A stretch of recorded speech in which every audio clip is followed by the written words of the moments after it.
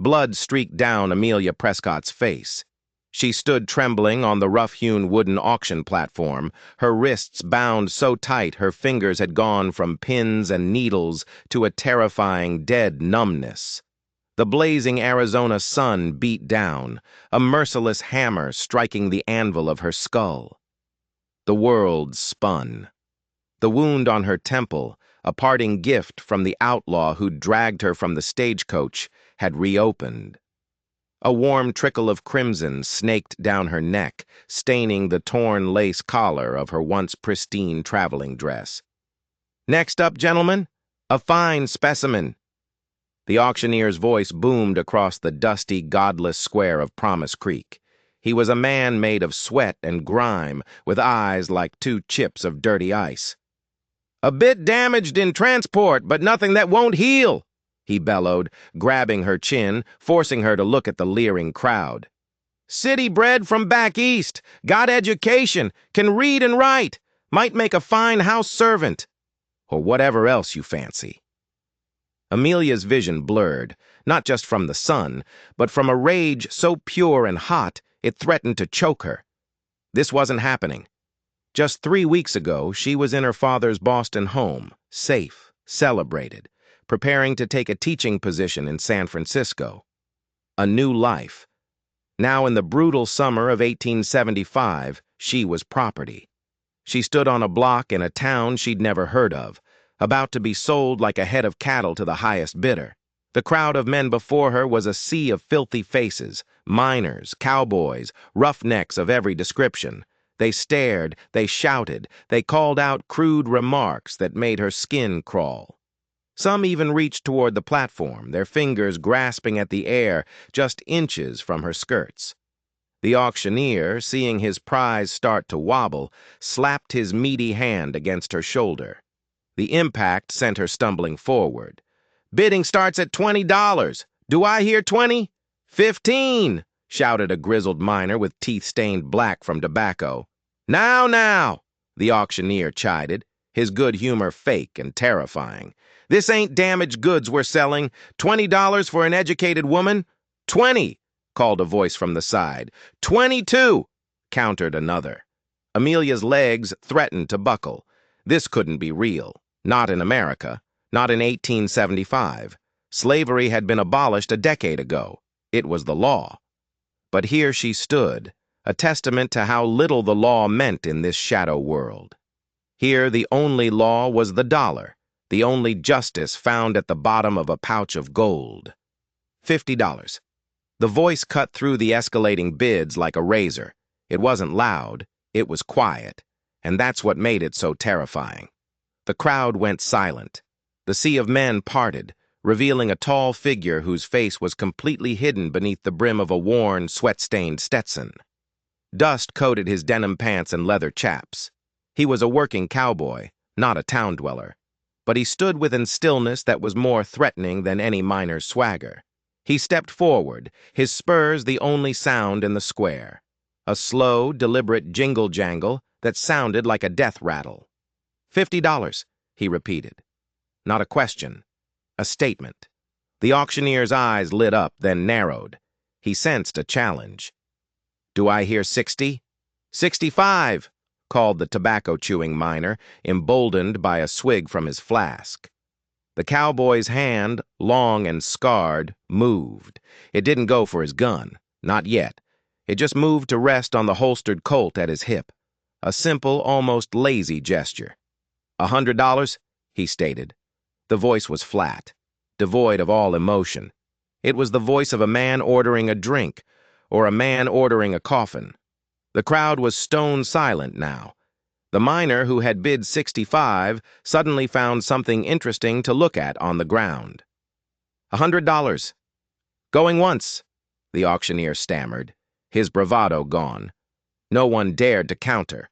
The cowboy's stance, legs slightly apart, shoulders squared, broadcasted a readiness for trouble that even the drunkest man in the square could read. This man wasn't bidding. He was claiming. Going twice. The auctioneer looked around, his hope fading. "Sold! To the gentleman in the back!" As the cowboy approached the platform, Amelia got her first clear look at him. He was younger than she thought, maybe in his early 30s, with a face weathered by sun and wind until it looked like carved granite. But his eyes were a startling shade of ice blue, and they weren't looking at her with pity, or kindness, or even lust. They were assessing her, like she was a horse he'd just bought, checking for a limp. Fresh fear, colder and sharper than before, flooded Amelia's heart. The auctioneer thrust out his hand. "Cash in advance, mister." Without taking his cold blue eyes from Amelia, the cowboy pulled a leather pouch from his vest pocket. He didn't count out the gold coins. He poured a small pile into the auctioneer's grubby hand. It was clear. It was more than enough. Then he climbed the 3 steps to the platform. Amelia tried to back away, but her bound hands threw her off balance. She stumbled and would have fallen if he hadn't shot out a hand and grabbed her. Strong fingers caught her by the shoulders, steadying her. They were like a steel trap. He released her immediately. "Stand still," he murmured. He drew a knife from his belt. Amelia froze, her breath catching in her throat. Her last moments had come. He was going to gut her, right here, in front of everyone. But the blade didn't go to her throat. Instead, it slipped between her wrists, severing the rope with one quick, brutal motion. Blood, hot and painful, rushed back into her numb fingers. She cried out a small, choked sound. "You're bleeding," he observed. His voice was low, pitched so only she could hear.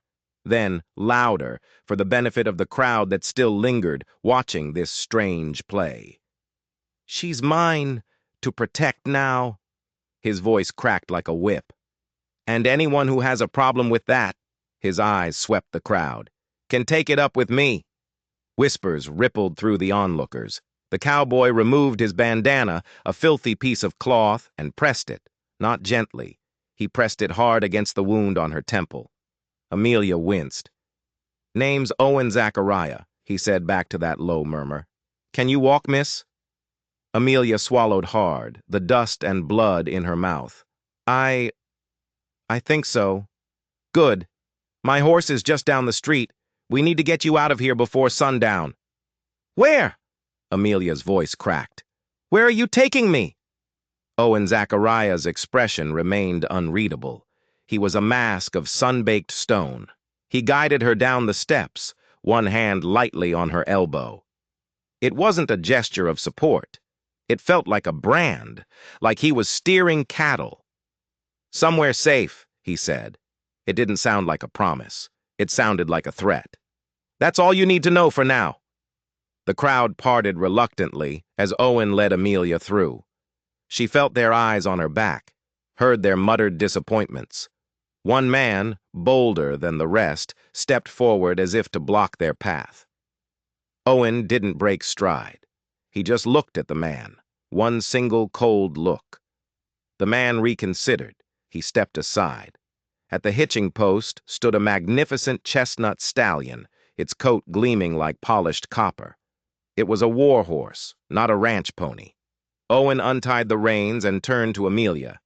"Can you ride?" Yes," she answered, summoning the last shred of her Boston dignity. "I can ride?" He nodded, seeming satisfied. "Good. We've got ground to cover before nightfall." With a strength that was terrifying, he gripped her by the waist and lifted her onto the saddle as if she weighed nothing. Before she could even get her bearings, he swung up behind her. His chest pressed hard against her back. His arms reached around her to take the reins, creating a circle of muscle and leather that felt less like a protective embrace and more like a cage. Amelia sat rigidly, her mind screaming. She had escaped one danger, only to be captured by another. As they rode out of town, the rhythmic pounding of the horse's hooves on the hard-packed dirt was the only sound. Amelia couldn't stand the silence. It was worse than the auctioneer's shouts. "Mr. Zachariah," she risked, her voice trembling, "why did you buy me?" For several long moments, there was only the sound of the horse.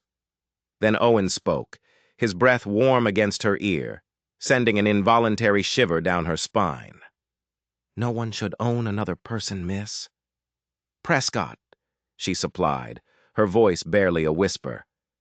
"Amelia Prescott."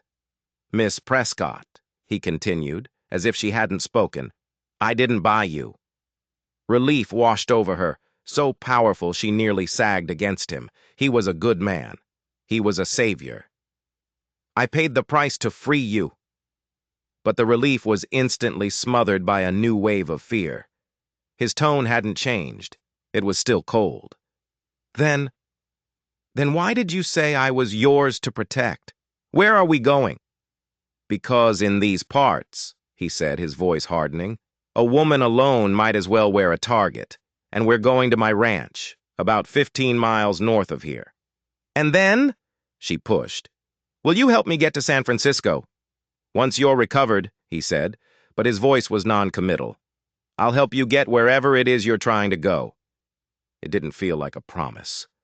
Amelia closed her eyes, absorbing this. "Thank you," she said, the words feeling thin and inadequate.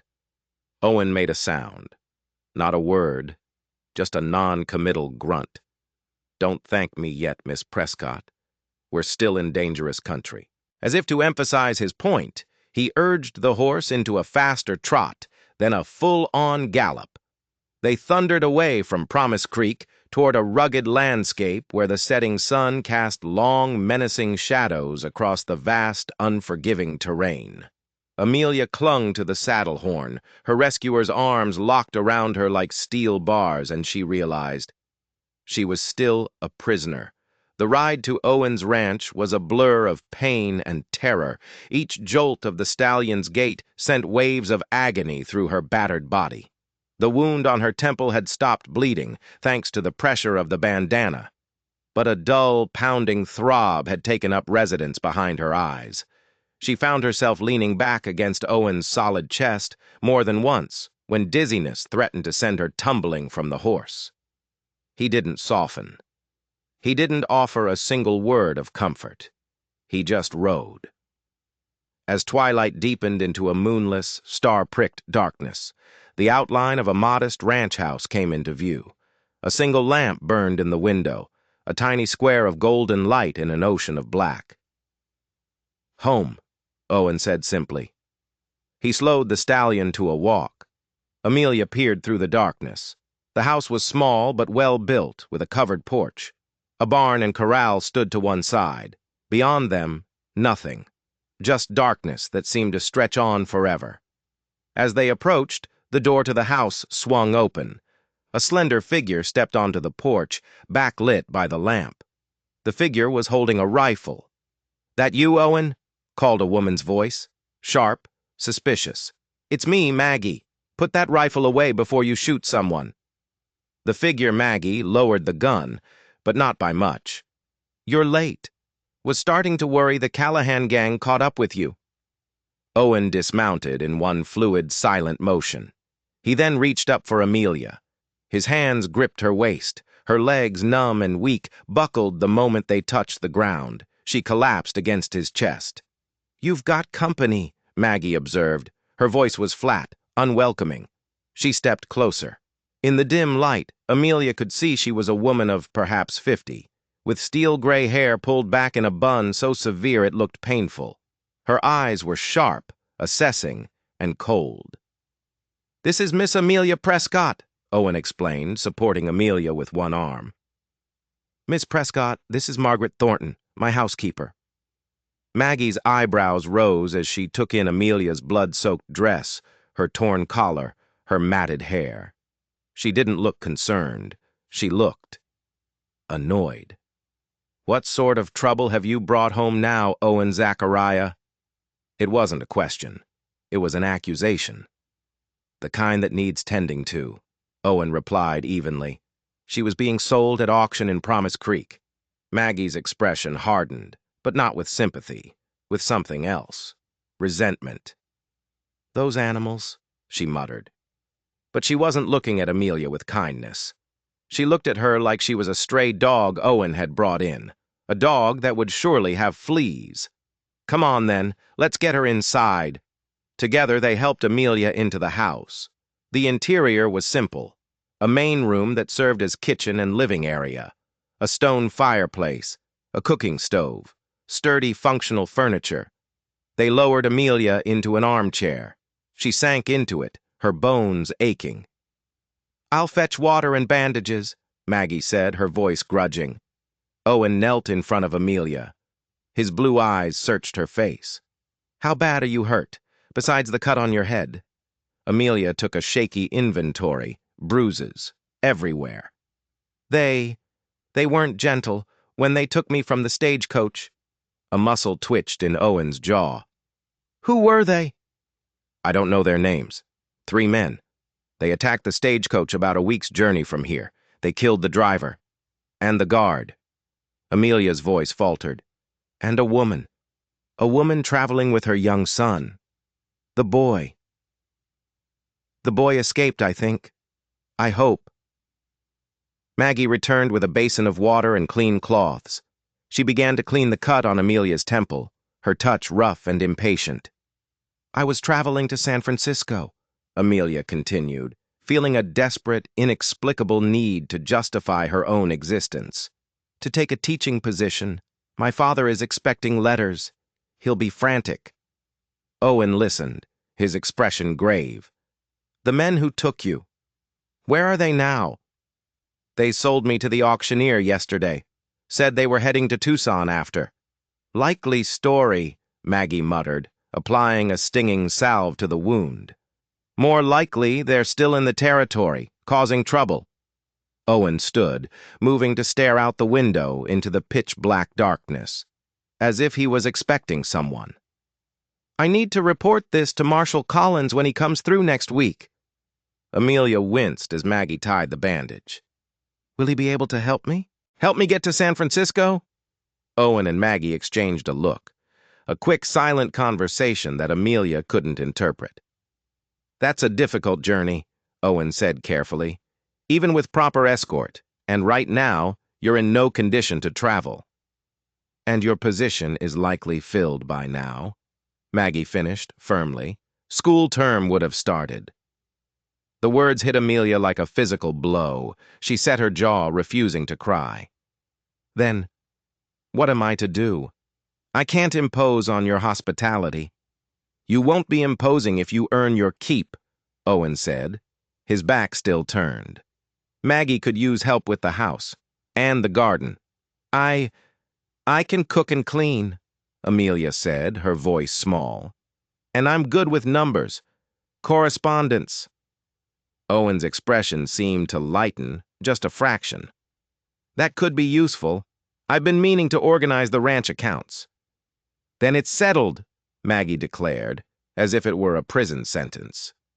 "You'll stay and help out." A wave of despair washed over Amelia. She had lost everything, her future, her freedom.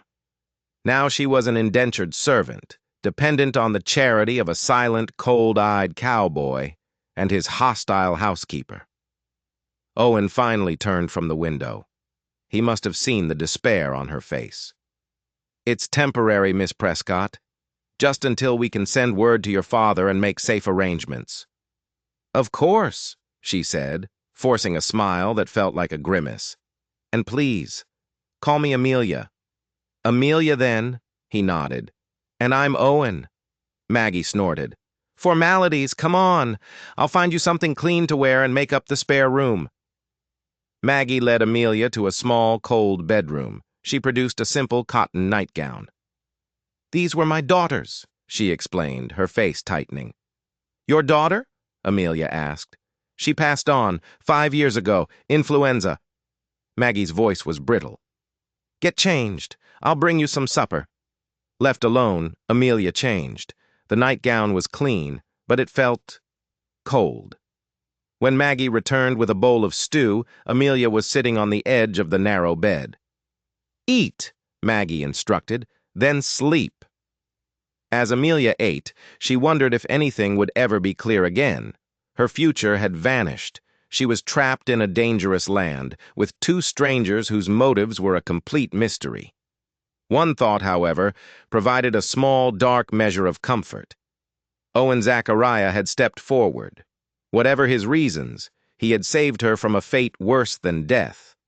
But as she heard the sound of a key turning in the lock from the outside of her bedroom door, a new, terrifying realization dawned. He hadn't saved her. He had just moved her from one cage to another. Amelia lunged for the door, her heart hammering. She twisted the knob. Locked. "Mr. Zachariah!" she cried out, banging on the solid wood. "Maggie, you've locked me in!" There was no answer. She pressed her ear to the door. Muffled voices, Owen and Maggie, arguing. "Not safe, Owen." Maggie's voice was a low, angry hiss. "Bringing her here, of all places." "I didn't have a choice, Maggie. You saw her. I couldn't leave her." "You could have, you should have, after what they did. You know what this means. You've put us all at risk." "What about Rebecca?" Rebecca. The name hung in the air, a ghost. "This has nothing to do with Rebecca." Owen's voice was a low growl. "It has everything to do with her. You bring another woman into this house, a damaged one. You're asking for trouble. They'll hear about this. They'll come." "Let them come," Owen said, and the coldness in his voice chilled Amelia to the bone. "Bar the door, Owen. I don't trust her." "I locked it." Silence. Amelia backed away from the door, trembling. This wasn't a rescue. This was something else. She wasn't a guest. She wasn't an employee. She was a prisoner, trapped in a small, cold room in a house of secrets, with a man who sounded like a killer and a woman who wished her dead. Morning arrived with the smell of coffee and the sound of a bolt being drawn. Amelia, who hadn't slept, was on her feet in an instant. The door opened. Maggie stood there, her face a mask of cold disapproval. "Good, you're awake," she said, as if nothing had happened. "How's the head?" Amelia touched the bandage. "Why did you lock me in?" Maggie's eyes didn't flicker. "For your own safety.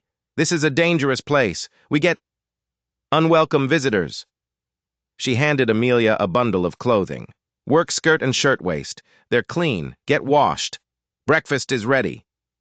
"Maggie," Amelia pressed, gathering her courage, "what kind of man is Mr. Zachariah?" The housekeeper's hand stilled. "A good one," she said finally, but her eyes were dead. "He came west after the war, built this ranch from nothing. He lives here alone." "Except for you," Amelia said. "Except for me." Maggie's shrewd eyes assessed her. "If you're worried about your reputation, don't be. Owen's a gentleman. He won't take liberties." The words were meant to be reassuring, but they felt like a lie, especially after the argument she'd overheard. The name, Rebecca. After washing in the cold water, Amelia dressed. The clothes fit. She braided her hair, her hands shaking, and went to the main room. Owen was at the table, his head bowed, in silent prayer. He looked up as she entered, removing his hat. In the clear light of morning, he was even more imposing. His hair was the rich brown of aged mahogany. His jaw was shadowed with stubble. And those remarkable blue eyes. They seemed to see right through her. "You're looking better," he observed. "I feel better," she lied. "Thank you for—" She gestured vaguely. He just nodded. "Sit," Maggie ordered, slamming platters of food on the table. Bacon, biscuits, coffee. As they ate, Owen outlined the situation. "You're welcome to stay here until you're recovered, miss. Amelia. When Marshal Collins comes through, we'll report what happened. Get word to your father." "And San Francisco?" Amelia asked. "My position." "Is gone," Maggie interjected, not unkindly. "School terms started." Amelia's appetite vanished. "Then what am I to do?" "You'll earn your keep," Owen stated. "You said you were good with numbers. My ranch accounts are a mess." It wasn't a request. It was an order. The practical solution should have been a relief, but it felt like her prison sentence was being extended indefinitely. "Of course," she said, forcing a smile. For the first time since the auction block, a small spark of something flickered in Owen's eyes. Was it amusement? No, it was gone too fast. The days at Owen's ranch fell into a strange, tense rhythm. Amelia was not a guest. She was a worker. She rose with the sun, helped Maggie with chores, and in the afternoons, she sat at a small desk in the corner of the main room, trying to make sense of Owen's ranch accounts. They weren't just ranch accounts. The ledgers were filled with entries that made no sense. 5 head cattle, J. Harding. Supplies, $50, Promise Creek auctioneer. Ammunition, $20. But the numbers didn't add up. They were. A code. And then there was the name, Harding. The name the marshal would later identify, but Owen was already writing it. She also found a small, worn Bible. Tucked inside was a tintype photograph. A young woman with dark hair and a sad smile. On the back, one word, Rebecca. A week passed, then 2, with no word from Marshal Collins. Amelia felt like a ghost, haunting a house of 2 silent people, both weighed down by secrets she couldn't understand. Owen was distant, but watchful. Sometimes she would look up from the ledgers and find him staring at her, his expression unreadable. Maggie remained hostile. Every time Owen showed Amelia the smallest kindness, an extra biscuit, a moment of praise for her work on the ledgers, Maggie's face would tighten. One afternoon, Amelia was on the porch, shelling peas. Owen was in the corral, breaking a wild young colt. He moved with a grace that was both beautiful and dangerous. "You're staring again," Maggie's voice made her jump. I was just admiring his horsemanship." "Mm-hmm," Maggie said, sitting beside her. "Among other things, I suspect. He lost someone, you know." Amelia's hand stilled. "Rebecca." Maggie's eyes snapped to her. "How do you know that name?" I found the picture. In the Bible." Maggie's face softened, just a fraction. "During the war. He was engaged. She took ill with typhoid, passed before he could get home." "How terrible," Amelia murmured. "He carries it with him," Maggie said. "It's why he came west. Too many memories. It's why he's the way he is. He hasn't found someone who makes him want to risk his heart again." Maggie gave Amelia a pointed look. "And he's not going to. Not with you." The words were a slap. Before Amelia could respond, a shout from the road. A cloud of dust. A rider. Owen was out of the corral in an instant, rifle in hand. "Get inside," Maggie ordered. "Now, girl." Amelia retreated to the doorway. The rider drew closer. He wore the practical garb of a cowboy, but with a silver star pinned to his vest. "Marshal Collins," Maggie identified. "He's early." The marshal dismounted and clasped hands with Owen. Their conversation was tense.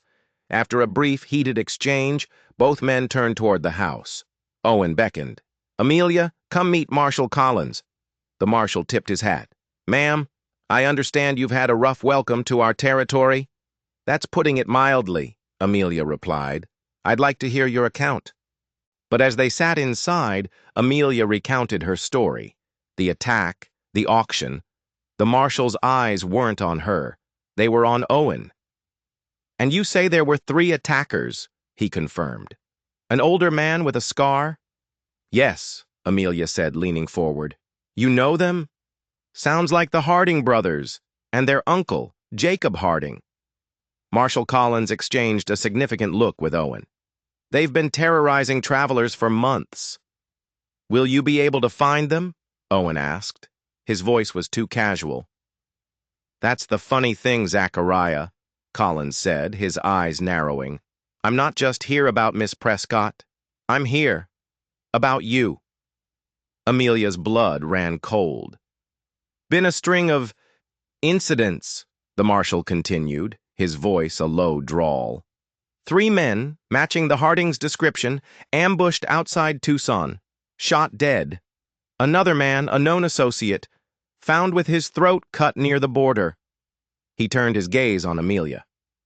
Ma'am, I'm truly sorry for what you've endured, but the man you're staying with, he's a person of interest in a vigilante justice investigation. He looked back at Owen. Funny how trouble just seems to follow you, Zachariah. Or maybe you follow it. What can be done about my situation? Amelia asked, her voice small, her world tilting on its axis. Was her rescuer a serial killer? I'll send a telegram to your father, Collins said. As for safe travel, that's complicated. The Hardings are still out there. The rest of them anyway. She can stay here, Owen stated. It wasn't an offer, it was a fact. The marshal nodded, his eyes cold. That's probably wisest. The Hardings might still be looking for her. They don't like losing merchandise or witnesses. She'll be safe here. Owen's jaw tightened. Will she? The marshal asked, his hand dropping to his own gun.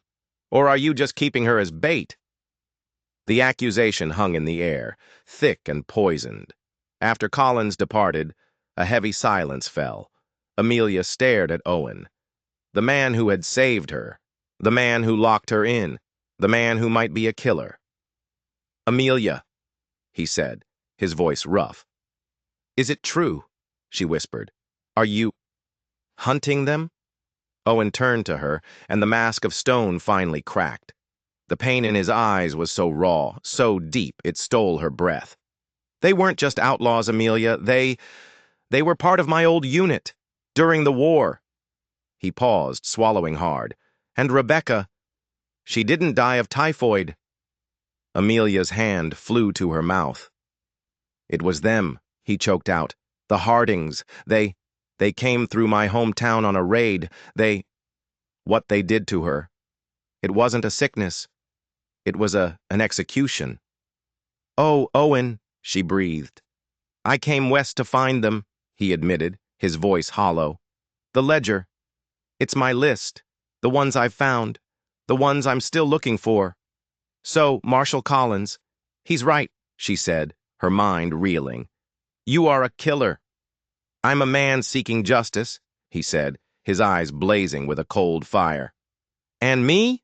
She asked, the new, terrible twist of their situation settling on her. Was I just bait? Did you buy me to draw them out? Owen's face was a mask of anguish. No. When I saw you on that platform, I saw her. I saw Rebecca. I couldn't let it happen again. But even as he said it, a new, more terrifying thought struck them both. If they're looking for you, Amelia whispered, and they're looking for me.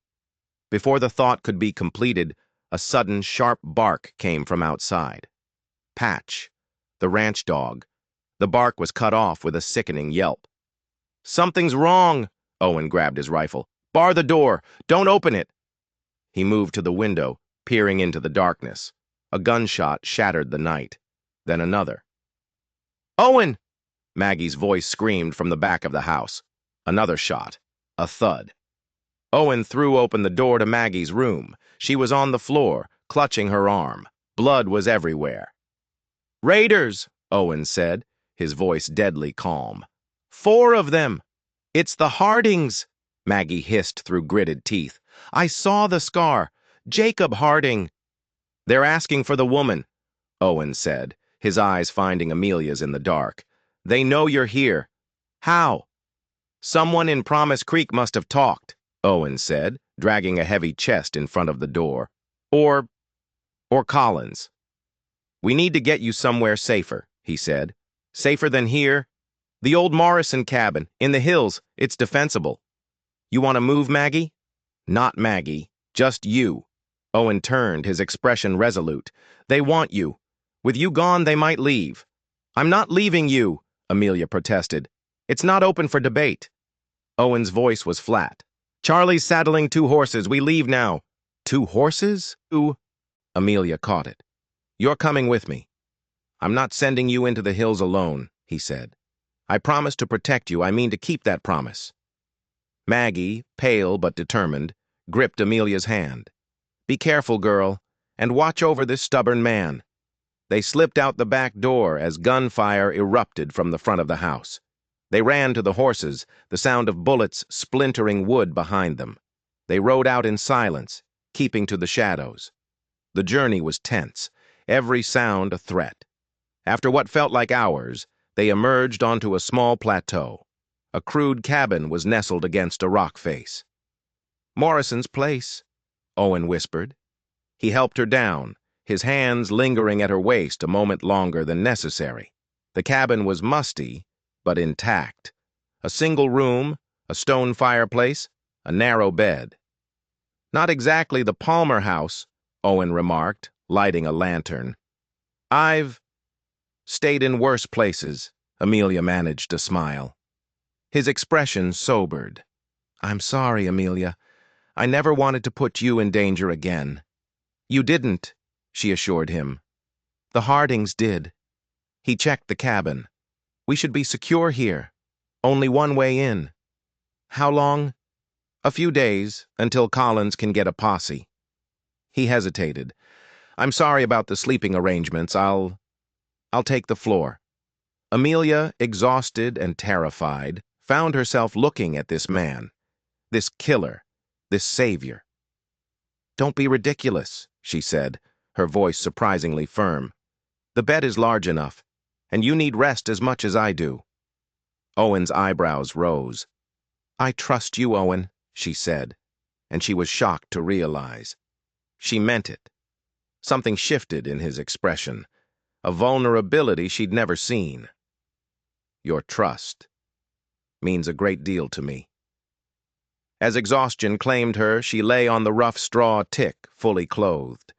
Her last awareness was of Owen, sitting by the window, his rifle across his knees, her protector. She woke to sunlight and the smell of coffee. Owen stood at the fireplace. "Morning. Sleep well?" "Better than I expected," she admitted. "Did you?" "A few hours. All quiet." They talked, more openly than they ever had at the ranch. She told him about Boston. He told her about Pennsylvania, and he told her about Rebecca. "Maggie mentioned you were engaged," Amelia said carefully.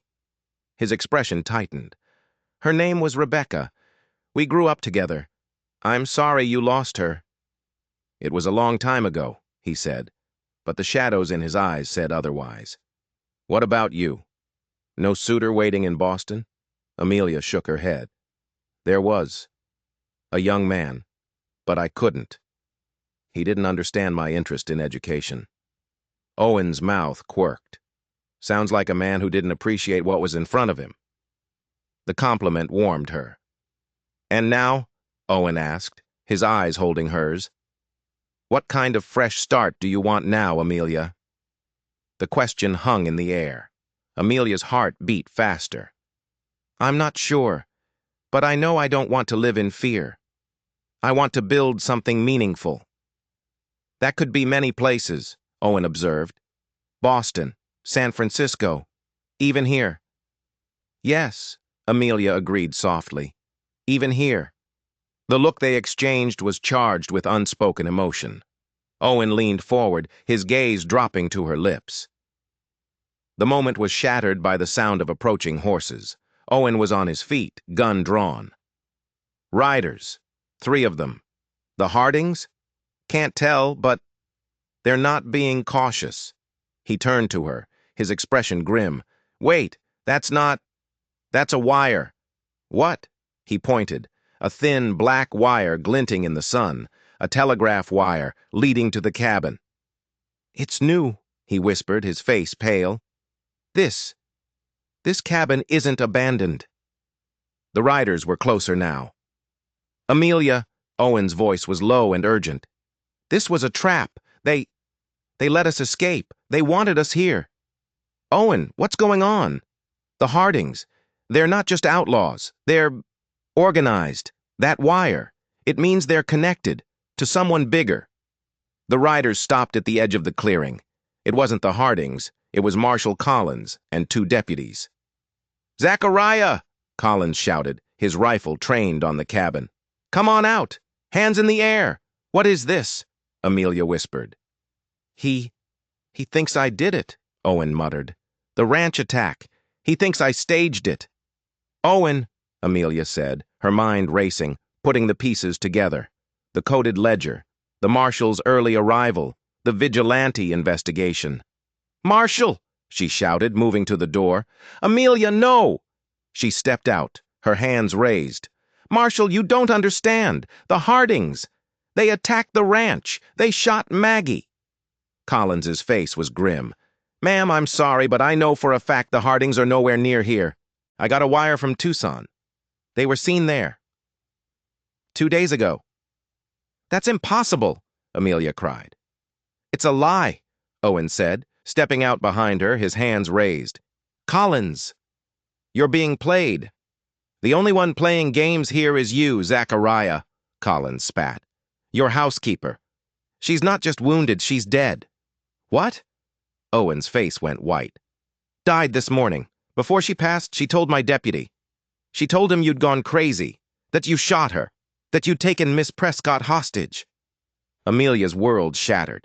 Maggie. It was all a lie. The daughter who died. The hostility. It was all a performance. No, Amelia whispered. She was good. She was. She was protecting him, Collins said, nodding at Owen. Or maybe she was protecting herself. A new, terrible thought dawned. The name, Amelia whispered. Rebecca. What about her? Owen asked, his voice shaking. Marshal, Amelia said, her voice clear and cold. What did Maggie's daughter, what did she look like? Collins frowned. I don't know. Why? And Rebecca, Amelia looked at Owen. What did she look like? Owen's face was a mask of confusion. Dark hair, sad smile. Why, Amelia? Because, Amelia said, the final horrific twist locking into place. The woman in the tintype, the woman in the Bible, it's Maggie. Owen stared. That's not possible. She's not Maggie Thornton, Amelia said, her voice rising. She's Rebecca, your fiancée. She didn't die, she ran. No, Owen whispered. And the Hardings. Amelia looked at Collins. They're not just outlaws. They're her family. The silence was absolute. That's insane, Collins said. Is it? Amelia challenged. The Harding brothers and their uncle, Jacob Harding, or Jacob and his nephews, and his sister, Rebecca Harding. Maggie. She's been playing me. Owen's voice was hollow. All these years, she sent them, the ones I killed. She sent you on a revenge quest, for her own murder, Amelia finished. To kill her own kin, to clean up her own mess. My God, Collins breathed. A shot rang out, not from the marshal's men, from the rocks above the cabin. Marshal Collins clutched his chest, a look of surprise on his face. He toppled from his horse. It's a trap! Owen roared, shoving Amelia back toward the cabin. The two deputies opened fire, but it was a slaughter. More shots from the rocks. They were cut down in seconds. And then, stepping out from the rocks, was Jacob Harding, the scarred man, and beside him, her arm in a sling. But her other hand, holding a smoking rifle, was Maggie. You, bitch! Owen spat, his voice trembling with rage and betrayal. Language, Owen! Maggie. Rebecca, said, her voice no longer the gruff housekeeper, but cold, clear, and educated. It took you long enough to figure it out. You killed them, Owen whispered. Collins, his men. They were loose ends, she said, shrugging. And you, my dear, sweet, stupid Owen, you were the perfect tool, my little revenge-fueled monster. Why? He choked out. The war, your family. My family, she laughed, a cold, ugly sound. My family owned that town. Your Union Army came in and burned it to the ground. You ruined me. I was supposed to be a lady. I became this. She gestured to the grit, the ranch, the blood. So I came west to rebuild. And my brothers, my outlaw family, they helped. We built a nice little enterprise, robbery, extortion, and sales. Her eyes landed on Amelia. She was supposed to be our masterpiece, Rebecca said, her voice laced with venom. A proper Boston lady. Her father is a senator, you idiot, not a merchant. He's the one who's been blocking our expansion. We were going to hold her for a ransom that would buy us this whole territory. And you, she looked at Owen, you had to play the hero. So you shot yourself? Amelia asked, horrified. A graze, to make it convincing, to send him running to the hills, to this little telegraph station, where my Uncle Jacob was waiting to finish the job. It's over, Rebecca, Owen said, his hand moving slowly toward his belt. Oh, it's just beginning, she smiled. Now, I have you both, the witness and the failed hero. It's so beautifully tragic. You won't get away with this, Amelia said. Rebecca laughed. Honey, this is Arizona. I already have. Jacob Harding stepped forward. Enough talk, sis. Let's finish this. He's right, Rebecca said. Goodbye, Owen. She raised her rifle. But Owen was faster. He had never been going for the gun at his hip. He was going for the knife in his boot. He threw it, a single underhand flick. The blade spun through the air, catching the sunlight. Rebecca's eyes widened, a look of surprise. The knife thudded into her chest, right where her heart should have been. She looked down, looked back up at Owen, a look of confusion. You always loved me, she gasped, and then she fell. No! Jacob Harding roared, raising his own rifle, but he never got the chance. Amelia, in the second of quiet, had grabbed the marshal's fallen revolver from the dirt. She fired, once, twice. The first shot missed. The second hit Jacob Harding square in the chest. He staggered, fired one wild shot into the sky, and collapsed. Silence. The sun beat down. The smell of gunpowder and blood filled the air. Amelia stood, the heavy gun smoking in her hand. Owen stared at the body of the woman he had loved, the woman he had hated, the woman who had destroyed him. He looked at Amelia. She was bleeding. She was covered in dirt. She was trembling. And she was the most beautiful thing he had ever seen. He took a step toward her, and then another. He didn't say anything. He just opened his arms. Amelia dropped the gun and ran to him, collapsing into his embrace. She wept. For the horror, for the betrayal, for the blood, for the fact that somehow, against all odds, they were alive.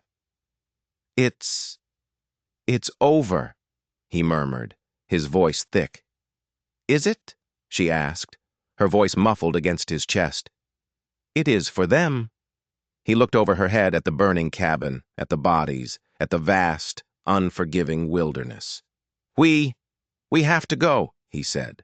The Wilsons, they'll have seen the smoke. What? What will we tell them? Owen looked down at her. He brushed the matted hair from her face. We'll tell them the truth, he said, or as much of it as they can handle. They walked to Wilson's ranch. It took all day. When they arrived, they were a sight.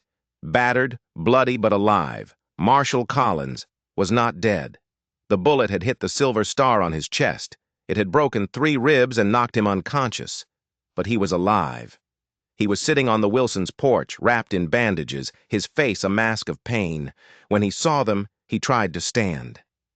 Zachariah, you're... It's over, Marshal, Owen said. He laid his gun on the porch railing. It's all over. They told him everything, the real story. Rebecca, the conspiracy, the trap. Collins listened, his face growing grimmer with every word. My God, he said, a senator's daughter. This goes all the way to Washington. A week later, a telegram arrived. From Boston. Amelia's father was coming, not with money, with Marines. The territory was about to be cleaned up. Owen found Amelia on the porch, staring at the telegram. "You'll be able to go home soon," he observed. "Yes," she said softly. Is that what you want?" Amelia turned to him. She studied the face that had become so dear to her. The man she had thought was a captor, then a savior, then a killer, then a fool. And now, just a man, a good man, who had been terribly, terribly broken. "I don't know," she admitted. "Boston. It seems so far away." "Arizona is a harsh land, Amelia." "I know," she said. "But I'm not naive about the challenges, the territory. It needs teachers, doesn't it?" "Desperately," Owen confirmed. "Promise Creek. They're trying to establish a proper school." "Then perhaps," she said, her voice growing stronger, "that's where I'm meant to be." Owen reached out, his hand scarred and rough, and took hers. "And would that future," he asked, his voice thick with emotion, "have room in it for a rancher, as well as a schoolhouse?" Amelia's heart quickened. It might, if the rancher in question were to make his intentions clear. A smile, a real, unguarded smile, transformed Owen's face. "Amelia Prescott, from the moment I saw you, I think what I feel for you, it goes beyond protection or friendship. Owen, I love you, Amelia, and if you'll have me, I want to build that future with you." Tears welled in Amelia's eyes, tears of joy. "I love you too, Owen." He stood, drawing her to her feet and into his arms. His kiss was not gentle. It was rough and desperate and real. It was a promise. 6 months later, on a perfect spring day, Amelia Prescott became Amelia Zachariah. Her father, the senator, gave her away, flanked by 2 stone-faced Marines who had helped the territory find its moral compass. The schoolhouse in Promise Creek stood finished, a symbol of civilization. Life was not without its hardships, but it was real. On their first anniversary, they sat on the porch of the ranch house. Amelia rested her head on Owen's shoulder. Her hand lay on her slightly rounded belly. "Any regrets?" he asked softly. Amelia thought of the journey, the auction block, the blood, the lies, the fire. "Not one," she answered. "Every step, even the painful ones, they led me to you." Owen's arm tightened around her, from a prisoner on an auction block to a pioneer building a new life. Amelia's journey had been extraordinary, but it was the ordinary moments, like this one, that made it all worthwhile. "I was yours to protect," she murmured. "Now, I'm yours to love." If you enjoyed this story, don't forget to like and subscribe.